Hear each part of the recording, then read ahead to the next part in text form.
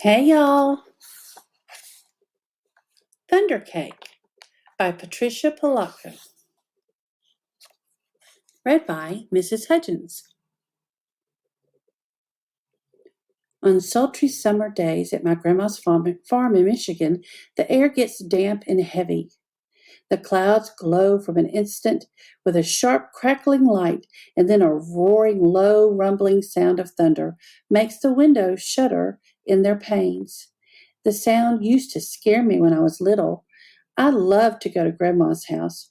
Babushka, as I used to call my grandma, had come from Russia years ago.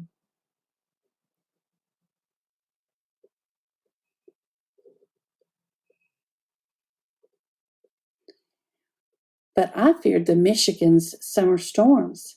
I feared the sound of thunder more than anything. I always hid under the bed when the storm moved near the farmhouse. This is the story of how my grandma, my babushka, helped me overcome my fear of thunderstorms.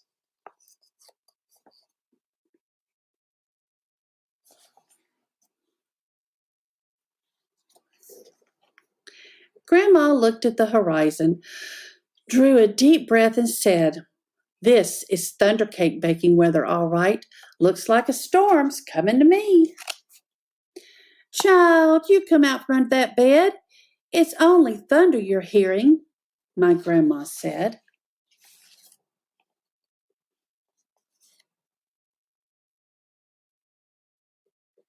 The air was hot and heavy and damp.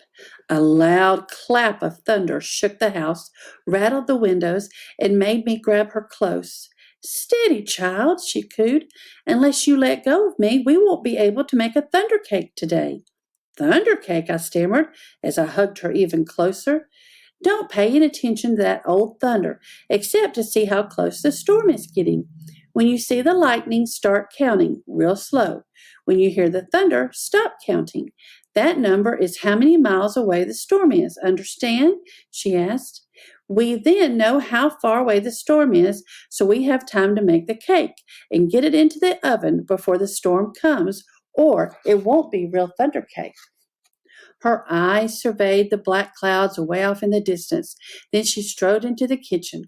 Her worn hands pulled a thick book from the shelf above the wood stove. "Let's find that recipe, child," she cowed as she lovingly fingered the grease-stained pages to a creased spot. "Here it is, thunder cake." She carefully pinned the ingredients on a piece of notepaper. "Now, let's gather all the things we need," she exclaimed as she scurried toward the back door.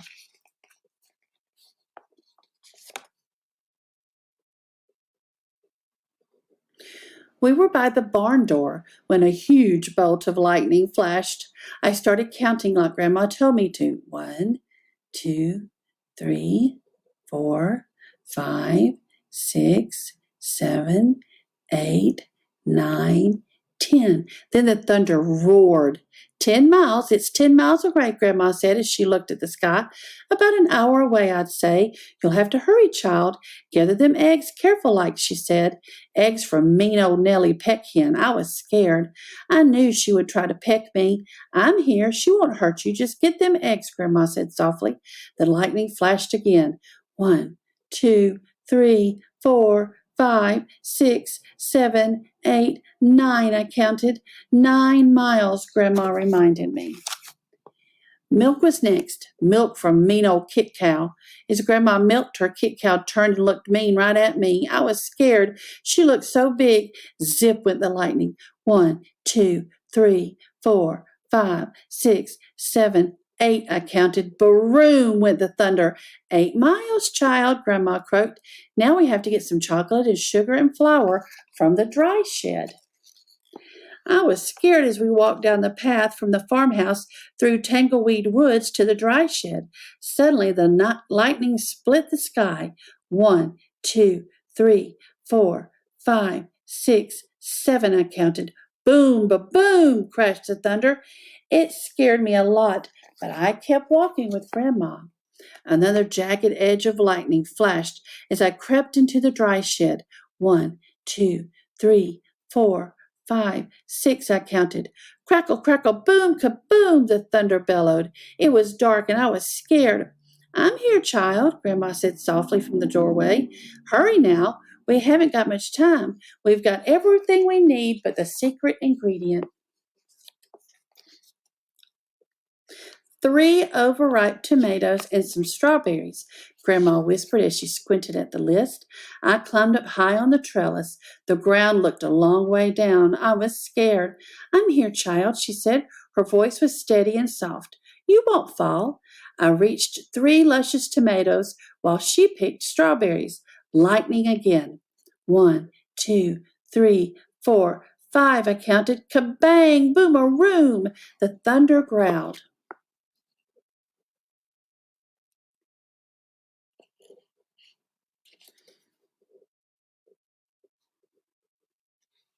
We hurried to the house and the warm kitchen, and we measured the ingredients and poured them into a mixing bowl while Grandma mixed. I churned butter for the frosting and melted chocolate.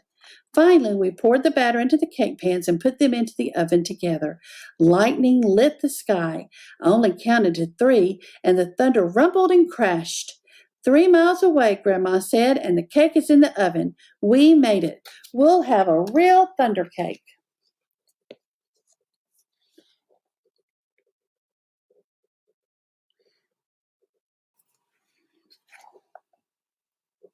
As we waited for the cake, Grandma looked out the window for a long time.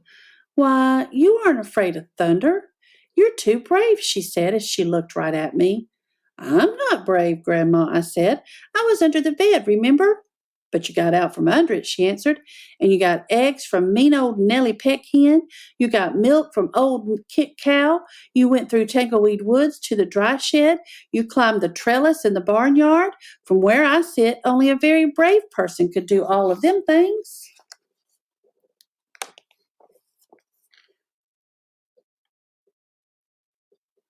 I thought and thought as the storm rumbled closer. She was right. I was brave. Brave people can't be afraid of a sound, child, she said, as we spread out the tablecloth and set the table. When we were done, we hurried into the kitchen to take the cake out of the oven. After the cake had cooled, we frosted it.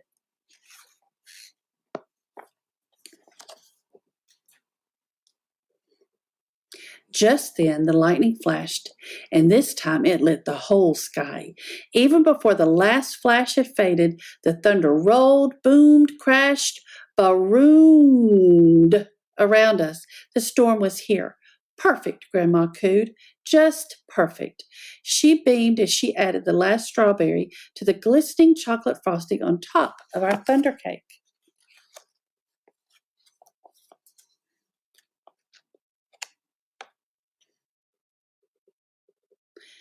As rain poured down on our roof, Grandma cut a wedge for each of us. She poured us steaming cups of tea from the samovar. When the thunder roared above us so hard it shook the windows and rattled the dishes in the cupboards, we just smiled and ate our thunder cake. From that time on, I never feared the voice of thunder again. Pause to read the recipe.